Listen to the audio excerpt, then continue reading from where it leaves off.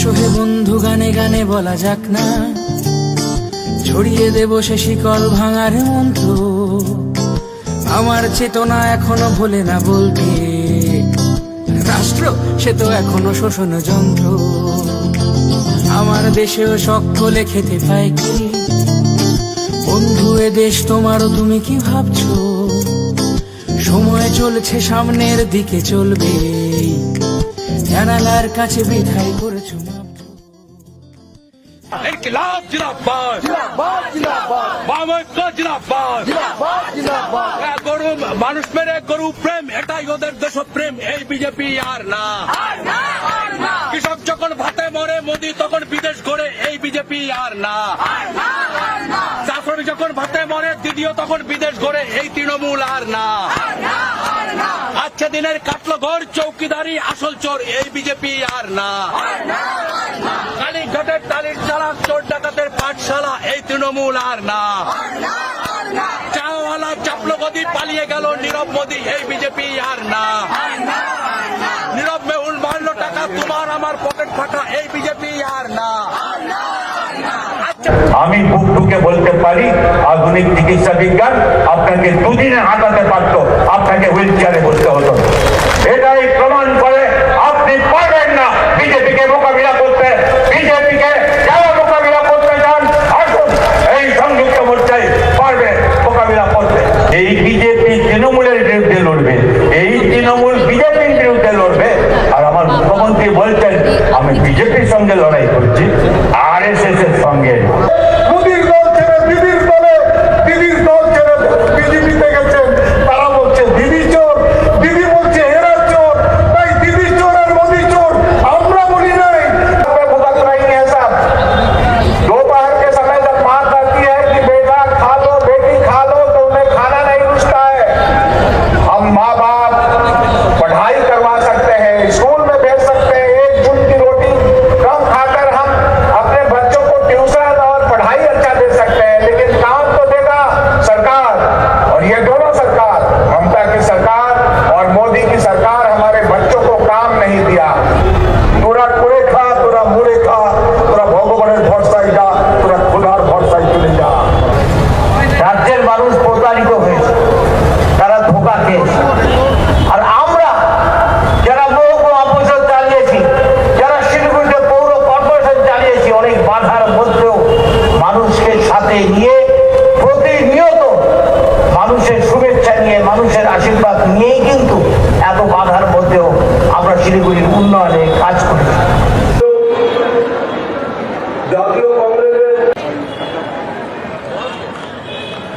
साथी सभापति, मंच पर उपस्थित है सीपीआईएम राज्य कमेटी के संपादक, सीपीआईएम पॉलिट ब्यूरो के सदस्य कॉमरेड सूर्यकांत मिश्र, उपस्थित है संयुक्त मोर्चा के और नेतागण, वामपंथी विभिन्न संगठनों के नेतागण, और हैं आप लोग इस विशाल समावेश में विभिन्न बूथों से आए हुए संयुक्त मोर्चा के हमारे कर्मी, साथी एवं हमारे समर्थक। 2011 में बंगाल और बंगाल के लोगों को ममता बनर्जी ने परिवर्तन के नाम पर सपने दिखाया था। ठीक 2014 में बीजेपी ने देश के लोगों को अच्छे दिन लाने के नाम पर मोदी जी के नेतृत्व में सपने दिखाया था।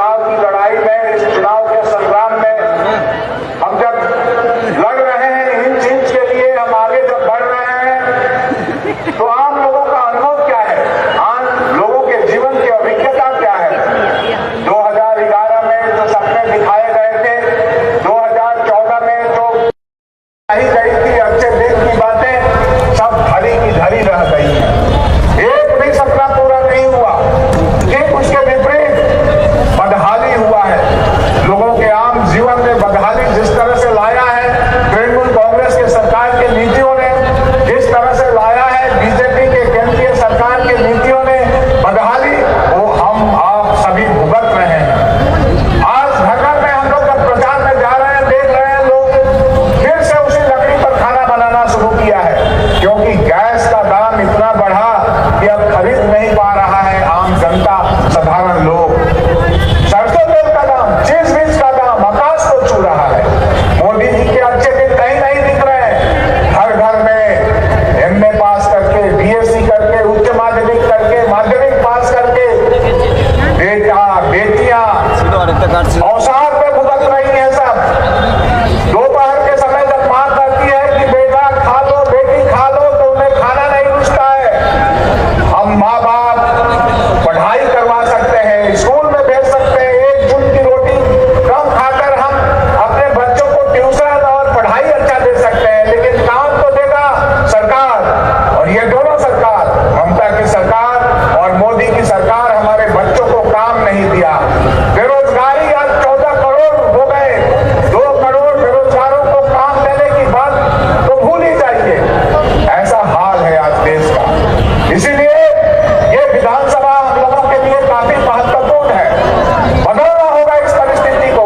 इस बदहाली से हमें मुक्ति पानी होगी, और ये लड़ाई उसी तरह से हमें देखना होगा जिस तरह से लोगों के अंदर प्रचार प्रसार करके हम जो लोगों का आश्वासन, लोगों के तरफ से जो प्रतिश्रुति, लोग जो हमारे पास, हम लोगों के पास संयुक्त मोर्चा के साथ जिस तरह से सहयोग कर रहे हैं, इस बार संयुक्त मोर्चा की सरकार होगी। और डाक ग्राम फूलबाड़ी जो क्षेत्र है वहां से भी मैं उम्मीदवार दिलीप सिंह संयुक्त मोर्चे का जीतूंगा, क्योंकि 10 वर्ष यहाँ के जो गौतम बाबू हैं वो फेल हो गए हैं। ये मैं नहीं, गौतम बाबू खुद प्रेस के सामने कहे कि मैं व्यर्थ रहा हूँ, कुछ नहीं हुआ इन 10 वर्षों में। पानी का समस्या, 17 जूनियर हाई स्कूल जो वामपंथियों के समय हुआ था, एक भी हाई स्कूल नहीं हुआ, नए कॉलेज नहीं हुए, जमीन का पट्टा नहीं मिला। वर्षों इश्तेहार निकाल कर उन्होंने कहा मैं ये पूरा करूंगा। 2011 में भी यही कहे थे, 2016 में भी वही कहे थे, और इस बार भी वही। इसीलिए लोग भरोसा नहीं करेगा। आप लोग हमारे इस जिले के अंदर, जलपाईगुड़ी के हमारे इस विधानसभा क्षेत्र में हम लोगों को भरपूर तरह से अपना मत देकर विजयी कराएं। इस आह्वान के साथ मैं अपनी बात को शेष कर रहा हूं। धन्यवाद।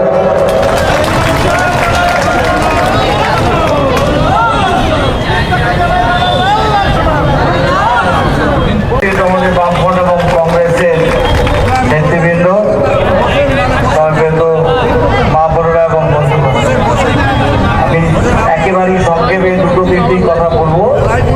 এখানে প্রধান বক্তা আছেন, সূর্য মিশ্র আছেন, কিছুক্ষণের মধ্যে চলে আসবেন অধীর চৌধুরী, আছেন। গত নির্বাচনে 2016 সাল আমরা শিলিগুড়িতে 3টি আসনে জয়লাভ করেছিলাম। ডাকগ্রাম ফুলবাড়ি আসনে আমরা পরাজিত হয়েছি। এবারে নির্বাচনে 3টি আসনে আমাদের জয়লাভকে নিশ্চিত করতে হবে এবং ব্যবধানকে আরো বাড়াতে হবে। আর ডাকগ্রাম ফুলবাড়ি আসনটিতেও আমাদের জয়লাভ করাটাই হচ্ছে আমাদের লক্ষ্য। এই নির্বাচনে আমরা তৃণমূল কংগ্রেসকে পরাজিত করতে চাই, বিজেপিকে ঠেকাতে চাই। শিলিগুড়ি হচ্ছে এমন একটি স্থান যেখানে 2015 এবং 2016 সালে এটাকে আমরা সম্ভব করেছিলাম। দুটো দলকেই কিন্তু আমরা পরাজিত করেছিলাম। একজনকে পরাজিত করতে অন্য কারো সহযোগিতা দরকার হয় না। এবারেও ঠিক তেমনি ভাবে আমরা পারবো 4টি আসনেই বিজেপি এবং তৃণমূল কংগ্রেসকে পরাজিত করে বামফ্রন্ট এবং কংগ্রেসের যে প্রার্থী, সংযুক্ত মোর্চার যে প্রার্থী, সেই প্রার্থীদের বিজয়কে আমরা নিশ্চিত করতে আমরা পারবো। এ ব্যাপারে আপনাদের উপরে আমাদের আস্থা আছে, আমাদের ভরসা আছে। আমার দ্বিতীয় কথাটা হচ্ছে, মানুষ ভোট দেবে নীতি দেখে, কাজ দেখে। মানুষ কাকে পেয়েছে? গত 5 বছরে, 10 বছর ধরে পশ্চিমবঙ্গে একটি সরকারকে মানুষ দেখছে। 7 বছর দিল্লির একটা সরকারকে মানুষ দেখছে। রাজ্যের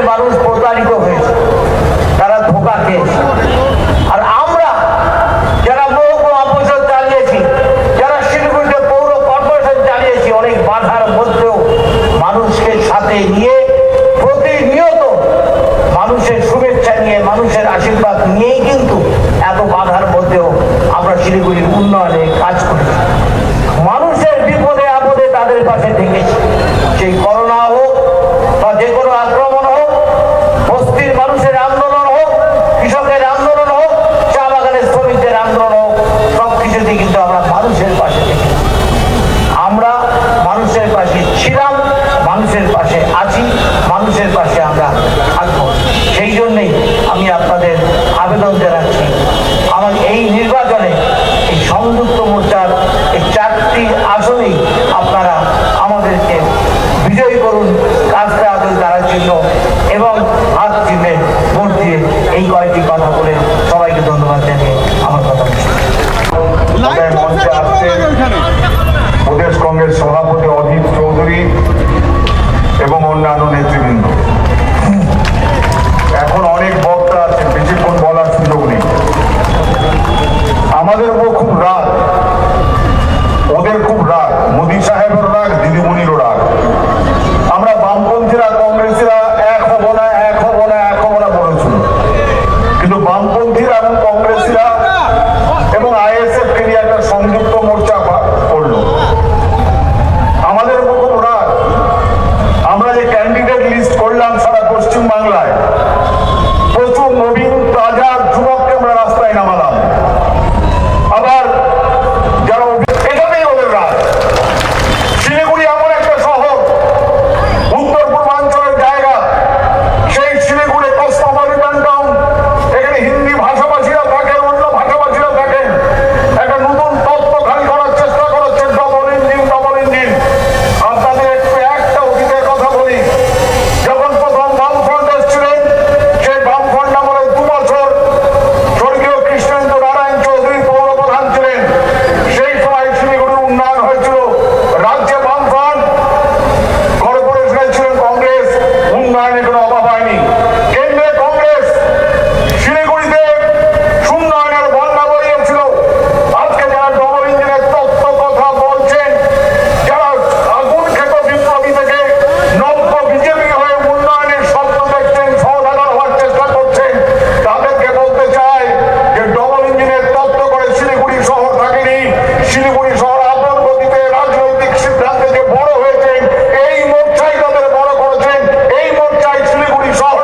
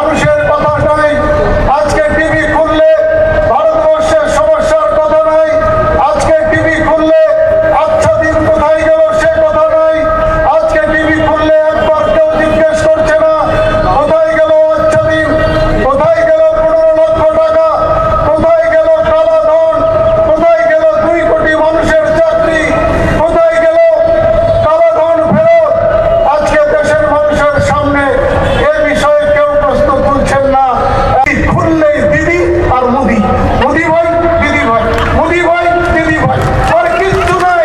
টিভিটা খুললেই দেখতে পাবেন দিদির দল ছেড়ে মোদির দলে, মোদির দল ছেড়ে দিদির দলে, দিদির দল ছেড়ে বিজেপিতে গেছেন। তারা বলছে দিদি চোর, দিদি বলছে এরা চোর, তাই দিদি চোর আর মোদি চোর আমরা বলি নাই, তারাই বলছে দিদির দলে যারা আছেন তারা চোর, দিদির দল থেকে বিজেপিতে যারা গেছেন তারা চোর। টিভি খুললেই দেখবেন দিদির ঝগড়া মোদির ঝগড়া। বাংলার প্রকৃত অবস্থা কেউ মনে করে দিচ্ছে না।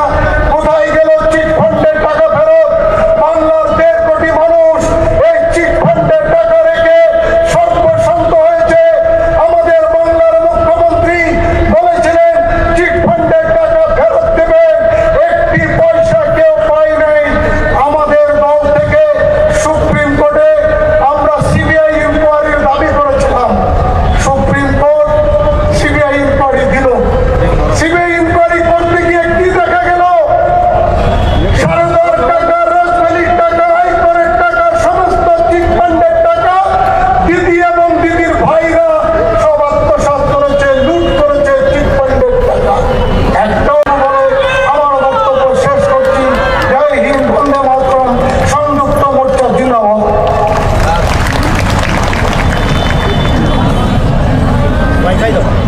এখন বলবেন জাতীয় কংগ্রেসের সর্বভারতীয় নেতা সাংসদ শ্রী প্রদীপ।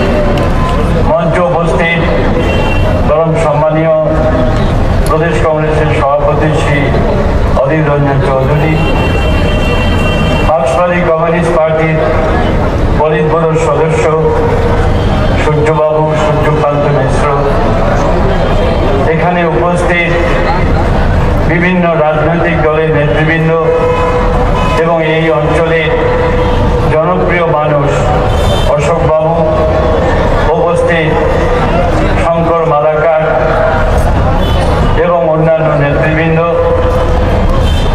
আমরা আপনাদের সামনে এসেছি কংগ্রেসের পক্ষ থেকে শুধু নয়, মার্ক্সবাদী কমিউনিস্ট পার্টির পক্ষ থেকে নয়, সংযুক্ত মোর্চার পক্ষ থেকে, একটি সম্মিলিত শক্তির পক্ষ থেকে আপনাদের কাছে আবেদন তুলে ধরতে, এই যে কঠিন সংকটের মধ্যে দিয়ে আমরা চলছি, এই পরিস্থিতির মধ্যে দাঁড়িয়ে বাংলাকে রক্ষা কে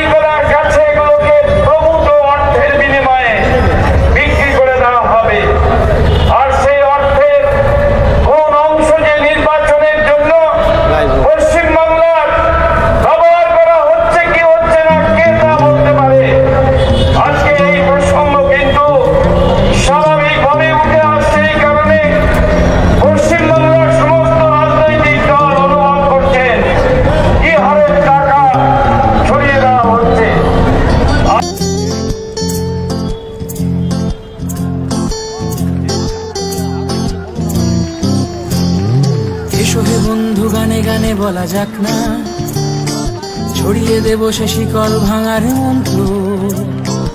আমার চেতনা এখনো ভোলে না বলতে, রাষ্ট্র সে তো এখনো শোষণ যন্ত্র। আমার দেশেও সকলে খেতে পায় কি, বন্ধু এ দেশ তোমারও, তুমি কি ভাবছো?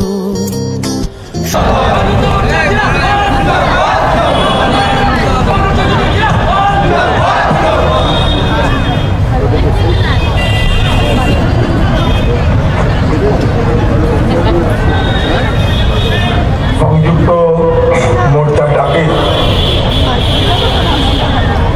আজ বাঘা যতীন পার্কে উপস্থিত এই এলাকার সর্বস্তরের আমার গুরুজন ব্যক্তিবর্গ, আজকে এই সভায় উপস্থিত আমাদের ঘরের মা বোন বন্ধু ভাবি বুবু আপা, আপনাদের সকলকে দীর্ঘ সময় ধরে সংযুক্ত মোর্চার এই সভাকে সফল করবার জন্য সংযুক্ত মোর্চার মঞ্চ থেকে আন্তরিক অভিনন্দন এবং কৃতজ্ঞতা জানাচ্ছি। বাঘা যতীন পার্ক উত্তরবঙ্গের রাজনীতির স্নায়ু কেন্দ্র হিসেবে বিবেচিত হয়। এটা একটা north centre of north Bengal হিসাবে পরিচিত, তাই স্বাভাবিকভাবে বাঘা যতীন পার্কের আলোচনা, বাঘা যতীন পার্কের মানুষের উপস্থিতি, বাঘা যতীন পার্কের মানুষের মতামত শুধু শিলিগুড়ি নয়, গোটা উত্তরবঙ্গে মানুষের মতামতকে প্রভাবিত করবে বলে আমি বিশ্বাস করি। বহু ঐতিহাসিক সভা, বহু ঐতিহাসিক আলোচনার সাক্ষী হয়ে আছে ঐতিহাসিক বাঘা যতীন পার্ক। সেই পার্কে আজ আমরা সংযুক্ত মোর্চার পক্ষ থেকে সংযুক্ত মোর্চার প্রার্থীদের নির্বাচনে আশীর্বাদ দোয়া করার জন্য প্রচারের ঢক্কা নিনাদে প্রচার মাধ্যমকে ব্যবহার করে বাংলার মানুষকে তাদের সমাজ, তাদের জীবন প্রাণ দিয়ে দেখাতে চাইছে। আমরা বাংলার মানুষকে বলবো, আপনারা আপনাদের সমাজ, আপনাদের জীবন, আপনাদের নিজেদের চোখ দিয়ে দেখুন এবং সিদ্ধান্ত নিন। আমি একটু বৃহৎ প্রেক্ষাপটে আপনাদের দু একটা বিষয় আপনাদের নজরে আনার চেষ্টা করি। মনে করুন আজকে ভারতবর্ষে 2014 সালে পরিবর্তন হলো, কংগ্রেসের পরিবর্তে বিজেপি ক্ষমতায় আসে। ঠিক 2014 সালে বিজেপি ক্ষমতায় আসার পূর্ব মুহূর্তে যখন ভারতবর্ষের মানুষকে বলেছিল আচ্ছা দিন লানে वाला है, বিজেপি পার্টির এবং সেই পার্টির প্রধানমন্ত্রী হিসাবে নরেন্দ্র মোদী আবির্ভাব হয়ে বলেছিলেন আমি ভারতবর্ষের মানুষের জন্য সুখের দিন নিয়ে আসবো, আচ্ছা দিন লাएंगे স্লোগান দিয়েছিল বিজেপি পার্টি। আমার প্রশ্ন, 7টা বছর পর আপনার জীবনের আচ্ছা দিনটার আস্বাদন আপনি কি পেলেন?